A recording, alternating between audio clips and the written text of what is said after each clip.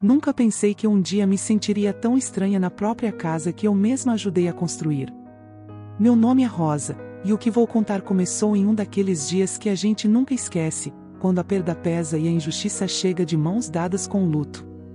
Depois do funeral do meu filho, minha nora, com um tom seco e sem espaço para negociação, me disse: "Você tem 3 dias para sair."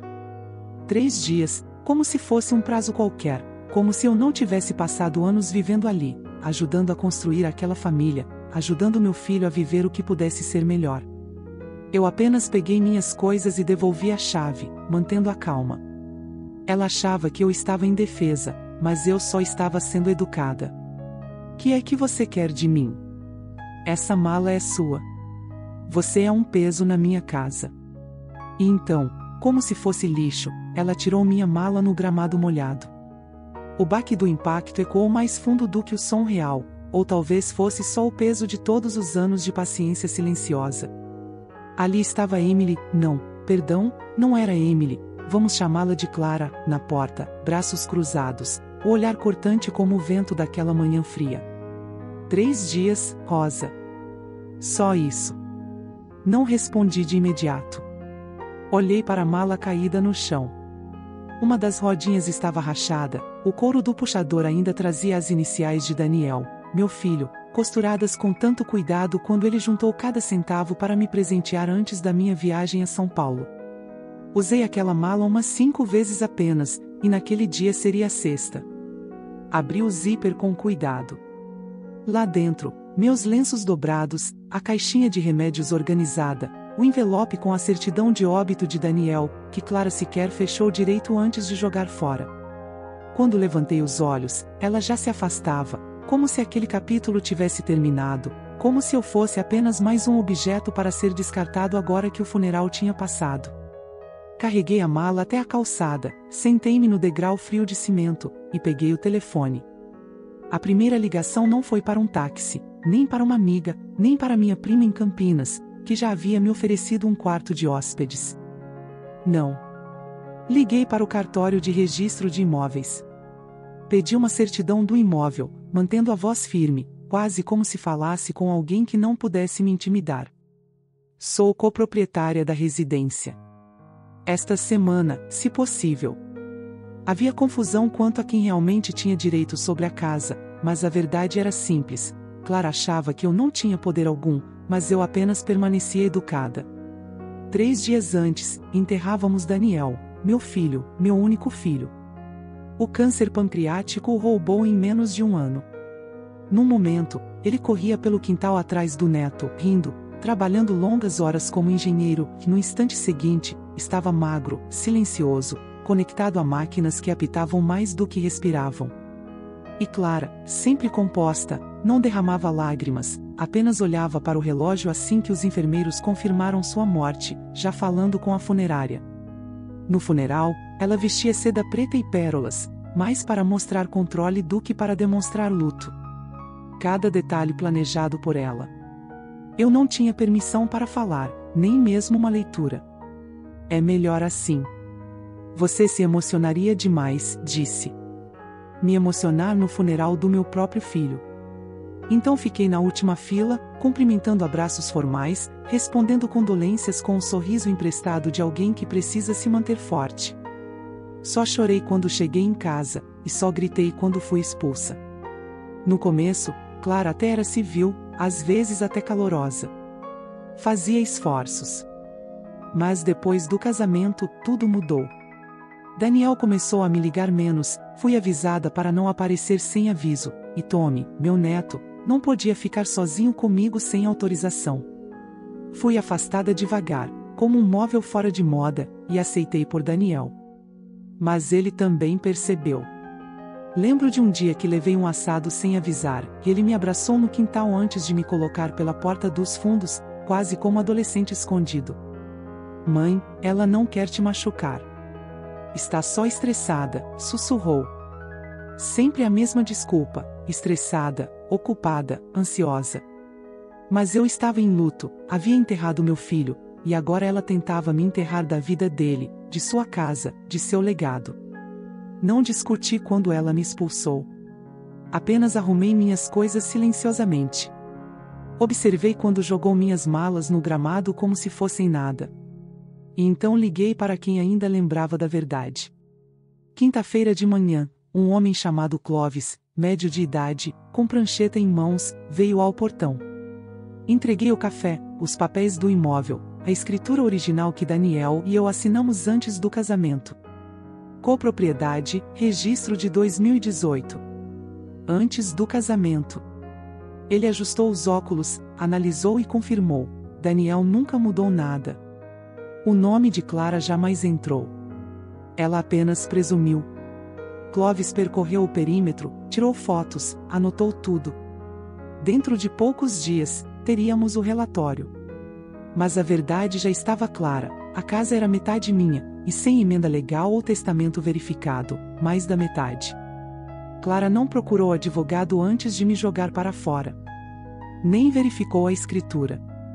Nem sequer olhou na caixa de segurança a prova de fogo que Daniel me recomendou. Mas eu olhei. E agora, o prazo de 3 dias dela tinha passado. Eu não sairia. Eu estava retomando meu espaço, meu direito. À noite, no pequeno motel da rua ao lado, cortinas com cheiro de lavanda e poeira, abri o laptop antigo de Daniel. Nunca mudou a senha. E dentro dele, encontrei mais do que fotos antigas, a primeira pista de que algo estava profundamente errado. Mas aquela parte da história ainda estava começando. Sempre ouvi dizer que uma mãe sente quando algo está errado. Sente quando o filho está com fome, cansado, doente. Eu acreditava nisso, até perceber que, durante quase um ano antes da morte de Daniel, eu não tinha ouvido a sua voz verdadeira, não tinha percebido sua dor silenciosa. Ele foi meu milagre. Tive Daniel aos 38 anos, depois de 5 perdas e um casamento que não resistiu. Ele chegou quieto, observador, e permaneceu assim até o fim. Mas entre o início e o fim, meu filho era o menino mais gentil que alguém poderia conhecer. Não precisava de brinquedos caros, preferia livros. Ria de coisas simples, nunca fez birra. Era meu pequeno homem antigo, sempre disposto a ajudar, a dobrar roupas, ler cartas, assumir responsabilidades após a morte do pai. Éramos mais que mãe e filho. Éramos uma equipe. Pensei que nada nem ninguém pudesse nos separar. Então apareceu Clara. Não era barulhenta nem obviamente cruel. Sabia sorrir para fotos, elogiar a comida, participar de eventos familiares. Mas seus olhos escaneavam a sala como se buscassem algo melhor, como se nunca estivesse satisfeita. Lembro do primeiro jantar após o noivado. Preparei o recheio de pão de milho favorito de Daniel, com páprica defumada, do jeito que o pai dele gostava. Clara deu uma garfada e disse: "Ah, que rústico!" Sorriu, mas Daniel não comeu mais. E assim começou a transformação sutil, quase imperceptível. Quando se casaram, ele passou a beber leite de amêndoas, fazer yoga, impor limites emocionais. Dizia: "Mãe, não quero falar sobre o passado. Precisamos proteger nossa paz." Nossa paz, como se eu fosse uma intrusa em minha própria família. Eu deixava acontecer, pensando que fazia o que qualquer mãe faria, permitir que os filhos construam suas vidas. Liguei todos os domingos, depois a cada 15 dias, depois só mensagens. E, mesmo cedendo, observava.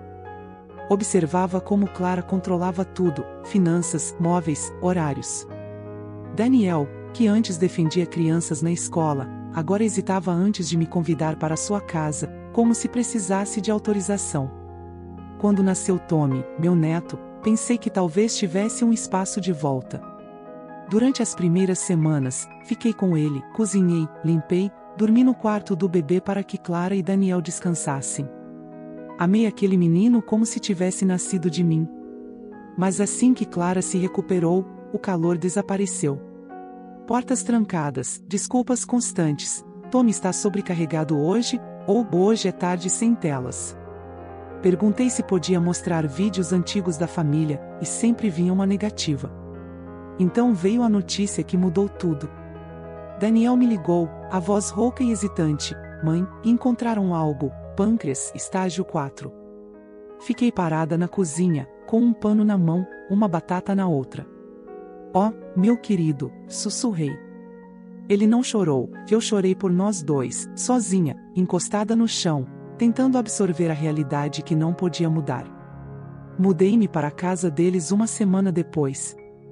Ofereci pagar aluguel, Clara dispensou, não com gentileza, mas com desdém, só não me dê trabalho extra.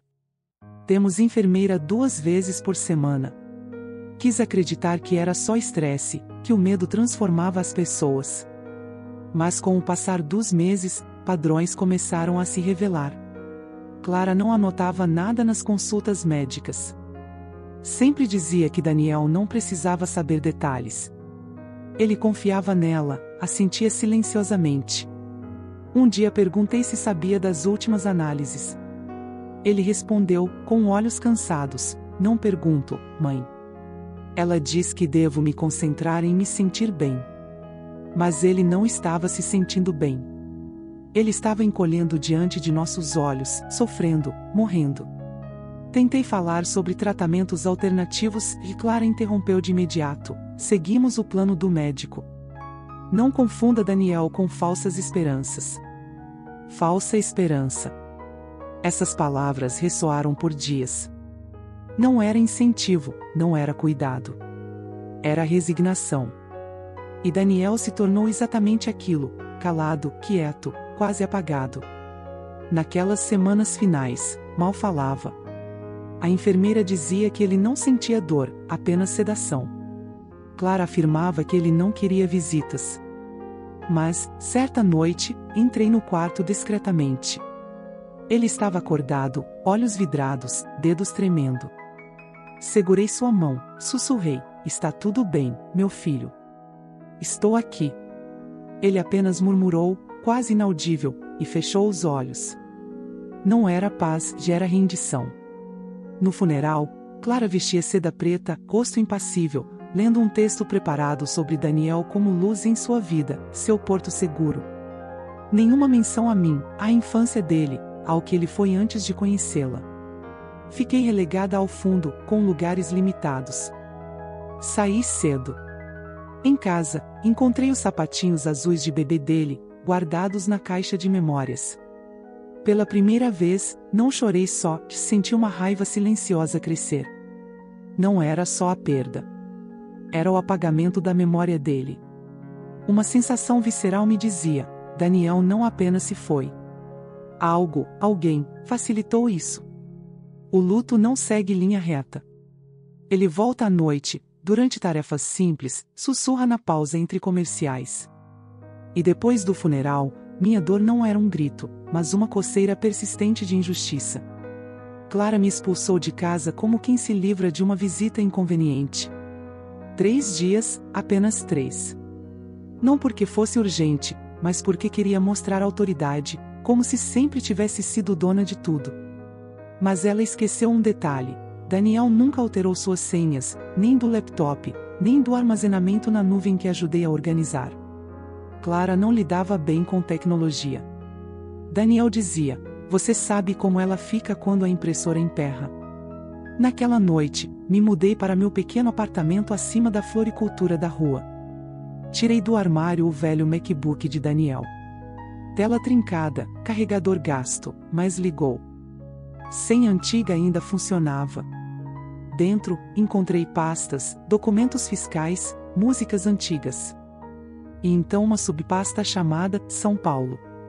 Ali, guardado, estava tudo do último período de vida de Daniel: exames, prescrições, cartas do seguro. E um arquivo chamou minha atenção. Clara, sorrindo com um homem desconhecido, em fotos datadas exatamente dos dias em que Daniel agonizava em casa. A cada clique, a verdade se revelava pixel por pixel. Não havia luto, havia liberdade. E Daniel, ele não sabia, ou não podia falar.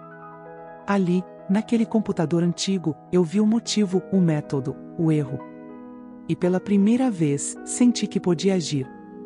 Na manhã seguinte, caminhei até a biblioteca da cidade, aquela com estantes cheias de pó e computadores que sempre emperravam. Pedi ajuda à bibliotecária, Dona Lúcia, uma professora aposentada que se lembrava de Daniel soletrando palavras difíceis quando era menino. Ela me emprestou um computador e eu comecei a investigar registros públicos, transferências de imóveis, procurações, certidões de óbito. E então encontrei a tal alteração do testamento, assinada apenas 2 dias antes da morte de Daniel, testemunhada por uma colega de trabalho de Clara. Comparei com uma carta de aniversário que Daniel havia me enviado meses antes. As assinaturas não batiam. Meu coração disparou. Clara havia falsificado a assinatura do meu filho. Mas eu não podia agir sozinha. Precisei de ajuda, e lembrei daqueles amigos antigos que chamávamos, em tom de brincadeira, de os cães de guarda enrugados. Max, advogado aposentado, sempre dizia que guardava arquivos antigos para o dia em que a verdade precisasse ser desenterrada. Jean, ex-jornalista obstinada, nunca teve medo de enfrentar poderosos. E Robbie, detetive particular, conhecia segredos de pessoas importantes como ninguém. Liguei para Max. Ele disse apenas: terça-feira, na minha casa. Traga uma torta. Quando cheguei, Jean já tinha café preparado, uma pasta rotulada, possível crime grave. Robbie comia sementes de girassol, calmo como sempre. Começamos a dividir tarefas. Jean investigaria Jonathan, o homem nas fotos. Robbie acessaria, discretamente, os registros médicos de Daniel. Max cuidaria da parte legal. E eu precisava me manter calma, sem confrontos precipitados. Poucos dias depois, cada peça do quebra-cabeça começava a se encaixar. Jonathan não era só um caso passageiro, estava ligado a Clara há anos, frequentando palestras de imóveis, com a conta da academia paga por ela. Enquanto Daniel morria, ela estava pagando a vida de outro homem. Robbie conseguiu uma declaração de uma enfermeira do hospício. Clara nunca dormiu lá, sempre no celular, controlando tudo.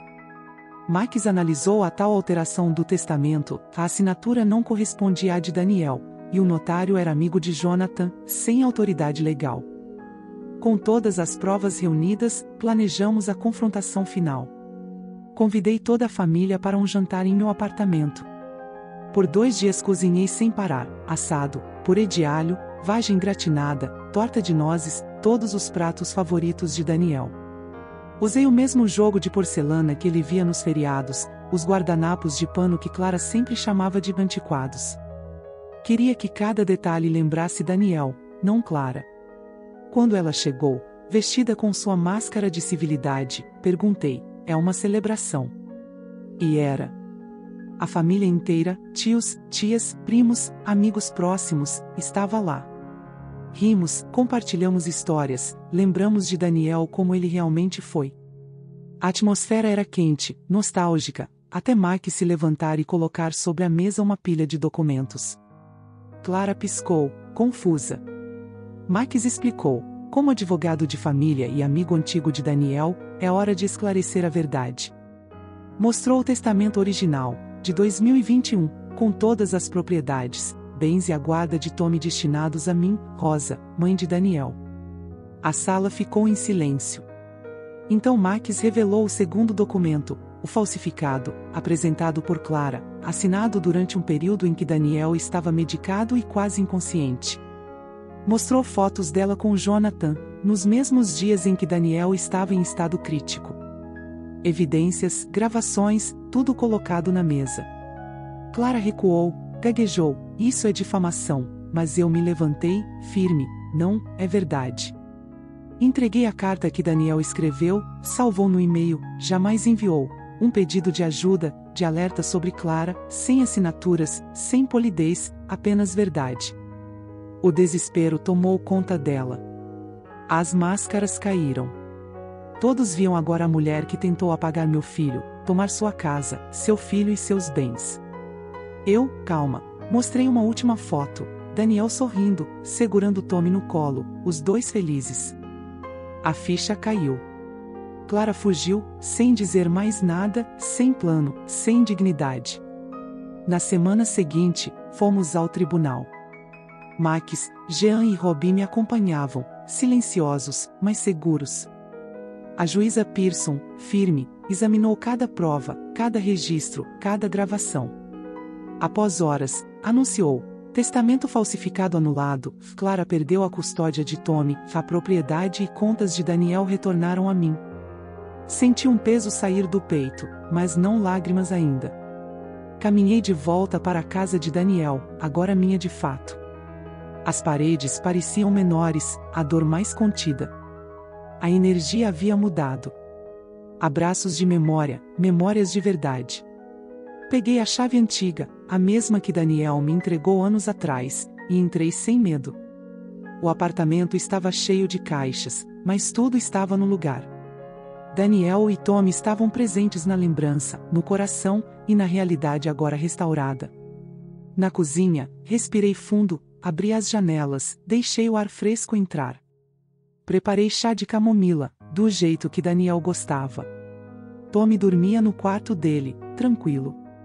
Não perguntava pela mãe, não sentia ausência, porque a verdade, mesmo silenciosa, já o alcançava. Sentei-me à mesa com o chá e um caderno antigo, comecei a escrever uma carta para Tommy, explicando a verdade, o que realmente aconteceu, sem medo, sem omissões. Ele saberia do amor, da bondade do pai, da injustiça que sofremos e da força de quem luta pelo que é certo. E assim, com mãos trêmulas mas coração firme, escrevi cada palavra. Para que Tommy cresça conhecendo a verdade, para que jamais sinta que a memória de seu pai pode ser apagada. Para que ele saiba que alguém sempre guardará o que é justo, mesmo quando tudo parece perdido. Fechei o caderno, amarrei um laço vermelho, deixei ao lado do chá. Saí para a varanda, senti a brisa da manhã, o cheiro da grama recém-cortada, e pela primeira vez em muito tempo, respirei sem peso. Porque a vida continua, a memória resiste, e o amor verdadeiro nunca se apaga. Depois daquela manhã, tudo parecia mais leve, mesmo com a casa cheia de lembranças e saudades. Eu caminhava pelos cômodos, tocando os móveis, sentindo a energia mudar. Daniel estava em cada detalhe, o casaco no cabide, o carro de brinquedo de Tommy escondido debaixo do sofá, o cheiro dos livros que ele adorava. Era estranho, mas reconfortante. Como se a casa, antes carregada de mentiras e tensão, tivesse respirado fundo e voltado a ser lar. Passei horas reorganizando tudo. Abri as gavetas, limpei os armários, arrumei os utensílios de cozinha. Até o simples gesto de alinhar os pratos me trouxe uma sensação de controle e cuidado. Eu sabia que Daniel estaria feliz se pudesse ver isso. E Tommy, inocente e observador, começava a sentir que estava seguro, que a verdade finalmente estava ao seu lado. A criança, mesmo dormindo, parecia perceber. Ele respirava tranquilo, sem medo ou desconfiança, e isso aqueceu meu coração. Nos dias seguintes, recebi familiares, vizinhos antigos, amigos que conheciam Daniel desde menino. Cada visita era um lembrete do quanto ele foi amado, do quanto havia tocado vidas. Contávamos histórias, ríamos das travessuras, chorávamos baixinho lembrando dos momentos difíceis. Cada relato me dava força, como se as memórias de Daniel fossem um cobertor que me protegia da dor. Eu sentia que, apesar da perda, não estava sozinha. E Tommy, mesmo pequeno, começava a perceber a rede de apoio que sempre existiu. Houve momentos de silêncio também, inevitáveis.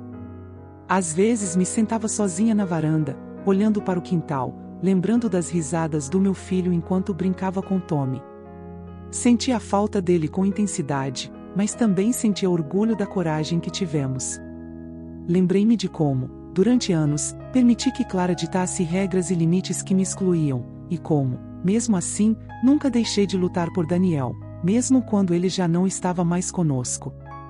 Agora, com a verdade revelada, cada lágrima e cada noite sem dormir tinham valido a pena. Tommy começou a perguntar sobre o pai. Ele queria saber das histórias de infância, das travessuras, dos sonhos que Daniel tinha. Respondi com paciência, contava cada detalhe, cada pequena lembrança, sempre destacando o que Daniel foi de melhor, amoroso, gentil, presente. Ele ouvia atentamente, com olhos curiosos e atentos, e sorria de vez em quando, como se estivesse encontrando pedaços de um pai que, e embora ausente fisicamente, permanecia vivo na memória e no coração.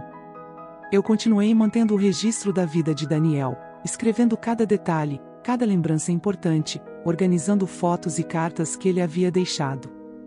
Sabia que, um dia, Tommy precisaria disso.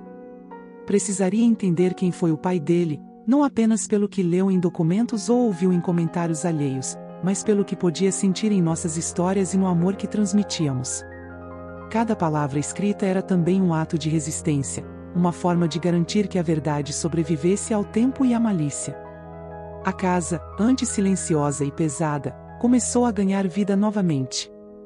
O som da chaleira na cozinha, o cheiro do pão assando, o riso contido de Tommy brincando com os carrinhos, tudo isso me lembrava que a memória de Daniel não se resumia à dor.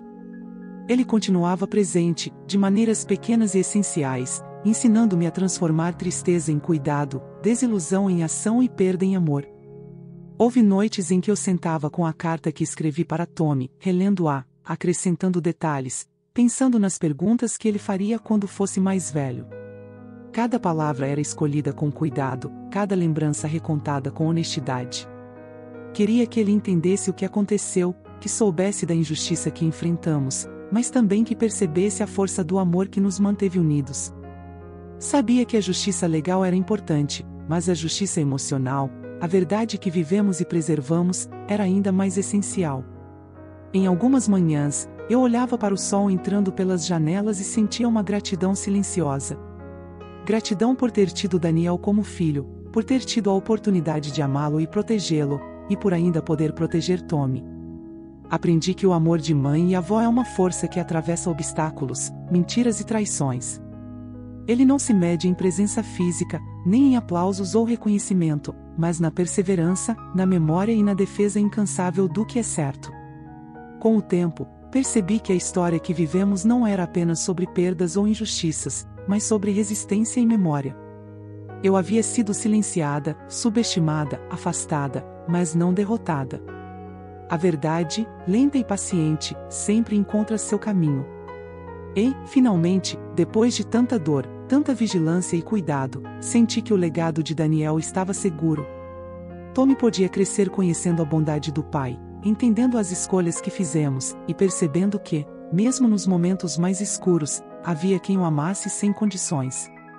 Assim, sentei-me na varanda, chá quente nas mãos, observando a luz do sol atravessando as árvores. Respirava profundamente, sentindo cada aroma, cada som, cada memória viva ao meu redor. Havia paz naquela casa, uma paz construída sobre a verdade, sobre o amor e sobre a perseverança de uma mãe que se recusou a permitir que a injustiça triunfasse. Sorri, finalmente, sabendo que, mesmo quando tudo parecia perdido, a memória de Daniel, o bem-estar de Tommy e a minha própria integridade permaneceriam intactos. E aprendi, naquele silêncio, que histórias importam.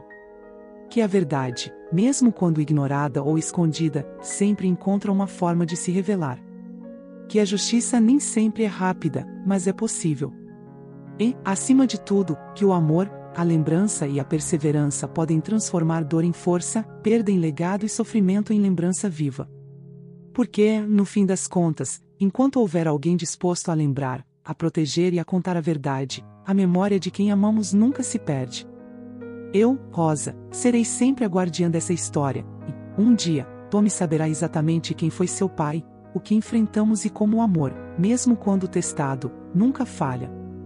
E assim, com o sol iluminando cada canto da casa e o chá ainda quente ao meu lado, senti que finalmente começava um novo capítulo. Um capítulo onde o passado não era esquecido, mas respeitado, e onde a vida podia continuar, doce, calma e cheia de lembranças vivas.